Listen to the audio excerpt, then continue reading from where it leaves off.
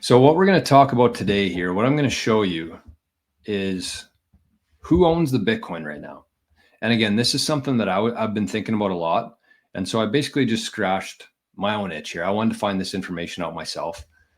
And so I did a little bit of digging yesterday and today and put together a little summary of who owns the Bitcoin right now and the percentages and what that could look like in 20 years from now. And the importance of just understanding how much influence we have here with this whole thing. I know it doesn't seem like it, but we do. And I'm going to get to why I say that. So let's start out. I got all this information from two sources here, two main sources. And the first one was from River. They have a really, really good summary here of who owns the most Bitcoin in 2024.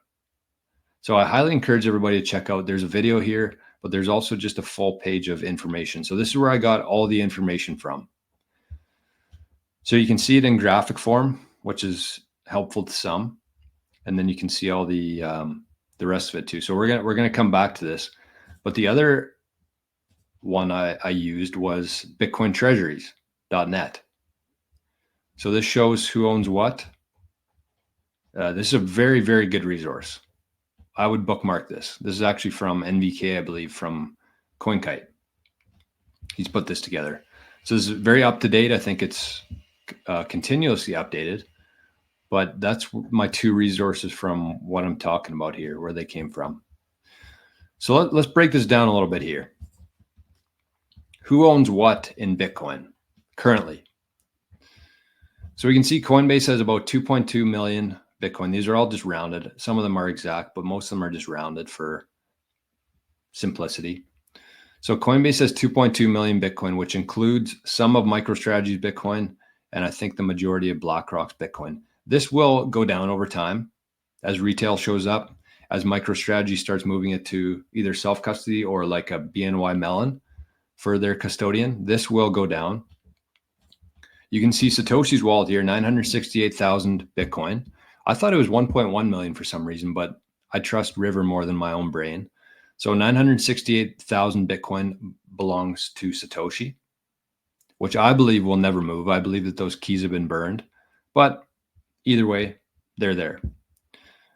Binance owns 636,000. And then you can see, we can scroll down here. I'm not going to go through all these, but Grayscale, the US, Robinhood, a couple of big unknown wallets. One unknown wallet owns 78,000 Bitcoin. Another unknown wallet owns 73,000 Bitcoin. And I don't know if Jerry's listening now or if he's going to be listening to later, but he asked how many Bitcoin Mr. 100 owns, and it is 75,000. And then you got a few other public companies here like Marathon, like Riot, like Tesla. Coinbase owns 9,000 themselves. Those 2.2 million are for, obviously, their customers own them, right? But they own 9,000 themselves. And then CleanSpark, Hut 8, Block, and SpaceX. I didn't know SpaceX owned this much Bitcoin. That's kind of cool. That was interesting to me. I did not know that SpaceX had this much Bitcoin. And I think I missed one too. Where was, oh no, Tesla has 10,000. So that's like the holders of them. That's governments, that's public companies, that's private companies, unknown wallets. That's kind of the breakdown of that. So this is what it looks like right now. So this is before strategic Bitcoin reserve. This is where everything stands right now. So we got public companies who hold 576,000 Bitcoin for a total of 2.7%. We have the ETFs who own 1.2 million Bitcoin, or their customers do, I guess, but the ETFs, there's that much Bitcoin within the ETFs, 6.6%. DeFi, where's BlackRock on here? How much do they own? Oh, they're not even on there. I must have missed them.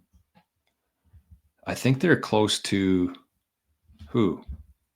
Who are they close to? I think they have less than 10,000 Bitcoin, BlackRock themselves.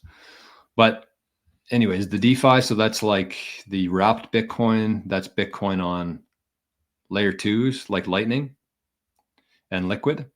They own 148,000 Bitcoin for less than 1%. Private companies, they own 408,000 Bitcoin for just under 2%. And governments own 513,000 Bitcoin for a total of 2.4%. So that's where it stands today. So the big boys essentially own about 14% of the Bitcoin. Pretty good, honestly, pretty good. And then we have individuals. Look at this. We have 14.6 million Bitcoin are owned by individuals for a total of 70%, 69. Nice. 69.95%. And we got lost coins estimated. I should add that in there because this is definitely not an exact amount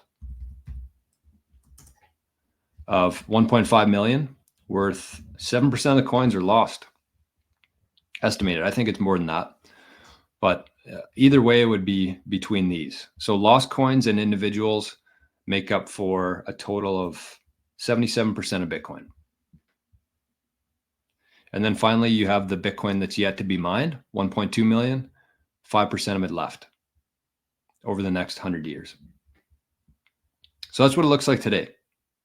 If we fast forward here, if you think about this, if you just thought about this before we look at the next part, how do you think that this is going to shift here in the next little while?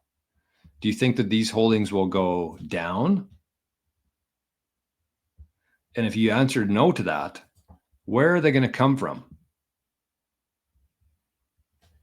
Individuals, lost coins, or to be mined? I would say that the majority will come from the ones that are yet to be mined. I would say that probably 90% of the coins to be mined will go to these boys, the big boys, and the rest will come from the individuals. So this is kind of my estimate of what things could look like, how this will shift over the next 25 years here. I estimated that public companies will increase by about 500,000 Bitcoin. Saylor's going to be sinking 42 billion into that, so he's included in this. Plus all of the other companies like Apple, Microsoft, Nvidia, Google, they still need to buy Bitcoin. So I'm allocating 500,000 Bitcoin to them. I think that could be high, that could be low, but I think that that's just my best bet. The ETFs, I gave them an extra 700,000 because they're well ahead of the public companies already, and I expected that to continue here. So I gave them a little bit more. I gave them 700 more thousand Bitcoin. DeFi, I'm going to just leave this the same. It's kind of irrelevant right now anyways, based on where we are. This will probably go up too as more and more people join the network, as more and more people are using the Lightning Network. This will probably go up too. And then we got private companies. Based on what they hold today compared to these other ones, I gave them an extra 200,000 Bitcoin. And governments, based on the US Strategic Reserve is going to take up half of this. So that's one country taking up half of this. I don't know if they'll ever get to 1 million. That's going to be their goal. But, a company or a country who can print money, a country who has unlimited resources, I think that they might do it. It might be difficult. It might shoot the price of Bitcoin up higher than we could even imagine, but I think they'll do it. So I gave governments and countries another 2 million coins here. Because you have to remember that the US is going to buy half of that. That's what they say. And then you still have China. You still have Russia. You still have India. You still have Japan.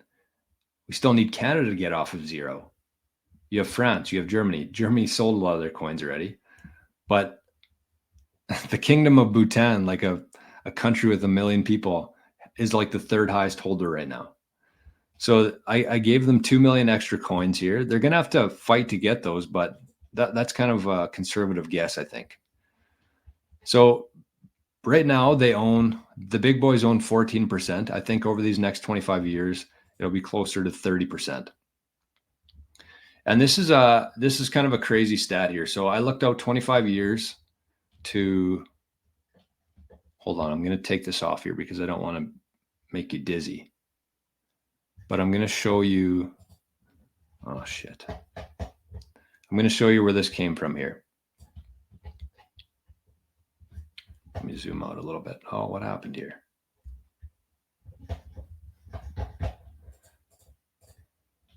So you saw there, we went from 1.2 million coins left to be mined to 5,000. All right. So this is where we are today. We're in 2028 halving at 450 a day. So over these next 25 years here or so, there's going to be, no, it's the wrong one. 1.3 million. Because, well, I mean, we're already kind of in this one already. So some of these coins have already been mined. But 1.3 million from now until 2056, 1.3 million Bitcoin will be mined. Leaving from 2060 to 2136, that leaves us with 5,132 Bitcoin to be mined. So let me just scroll down to the bottom here now. There we go. I should have just done that at the start. So that's what it looks like. At this point in 25 years from now, there's only going to be 5,000 coins that are yet to be mined. And that the majority of those are going to flow into there. But where's the rest of it going to come from?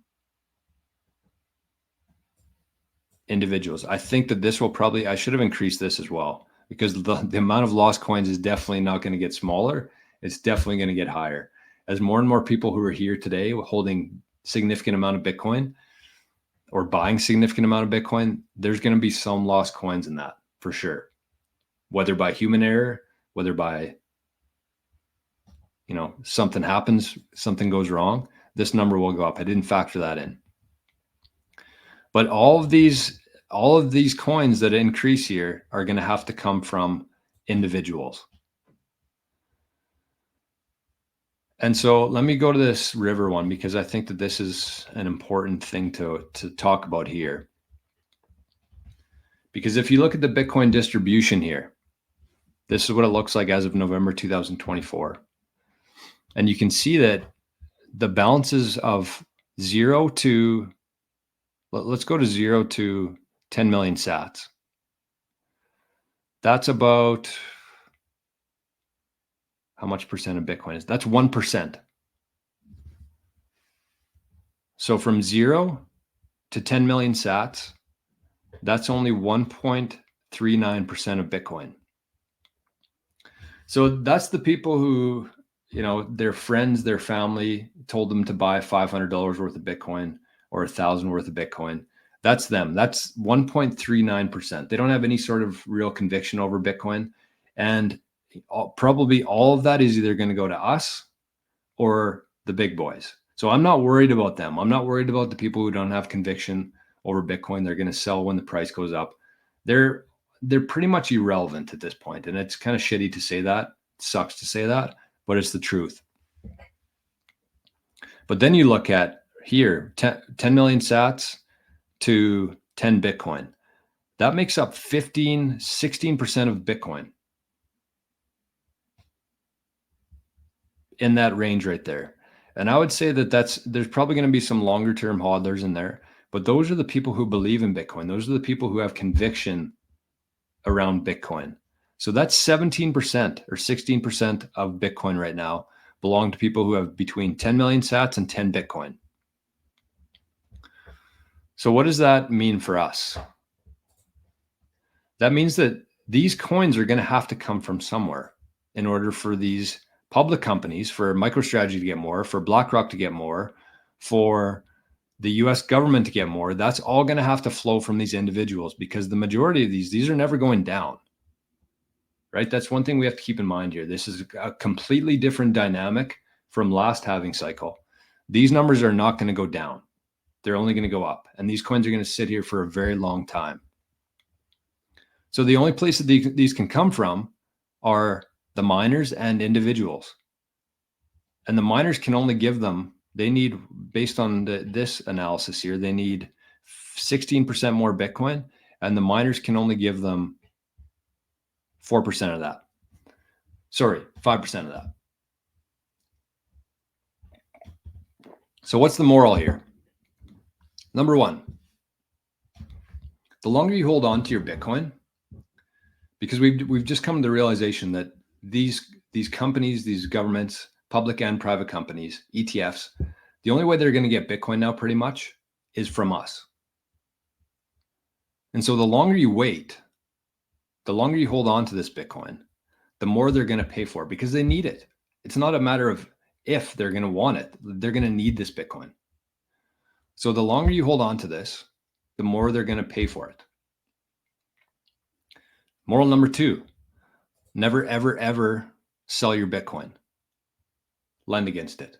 Do not, in your long-term plans, in your Bitcoin strategy, do not ever plan to sell your Bitcoin, at least 90% of it. If we can all hold on to 90 to 95% of our Bitcoin, use the other, buy a few things with it, send some on Nostr, send some on Zapstream, but 90 to 95% of it, hold on to it forever and just be patient, because I know there's not a whole lot of options in terms of lending against your Bitcoin today, but fast forward a couple of years from now and there's going to be more than we need probably. And moral number 3, I was going to title it this today, the show, but I went for the conservative naming, make them pay for your Bitcoin. But you can see the bold here, make these fuckers pay. We have to take this stuff seriously. We have to understand where we are here, and we have to understand the dynamic of the situation right now, because we're sitting pretty good there. We're sitting pretty damn good right now with individuals and lost coins at 75% of total Bitcoin held. And we know that addresses with, or Bitcoin holders with less than 10 million sats only make up 1% of that. So it's you, it's me. This is who's going to decide the dynamic over these next 100 years here. It's going to be us. And we have to be aware of that, because these governments know that, these corporations know that. They know that there's only so many Bitcoin out there, and that has to come from somewhere.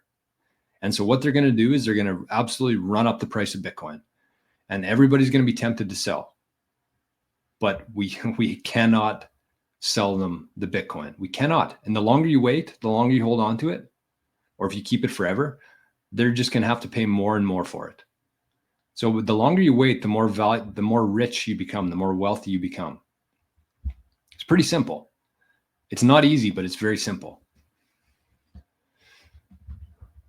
So I thought that was very interesting. I really wanted to see that myself. I want to look at the whole thing, what the dynamic is right now and what it could look like. So what I would suggest, like for us, I mean, actionable items, just understand where we are, understand how much influence you hold, understand how important this is to keep Bitcoin in the hands of us versus public companies, ETFs, governments. That's the goal here. And again, the longer we wait, the more it's going to be worth. So just be aware of that. Be aware of that. And, I'm going to clip this probably, and consider sharing this with any friends and family who are interested in Bitcoin. I think this will really give them a good understanding of just how scarce Bitcoin is and how in demand Bitcoin is going to be, and therefore how high the price of Bitcoin is going to be in a couple of years from now.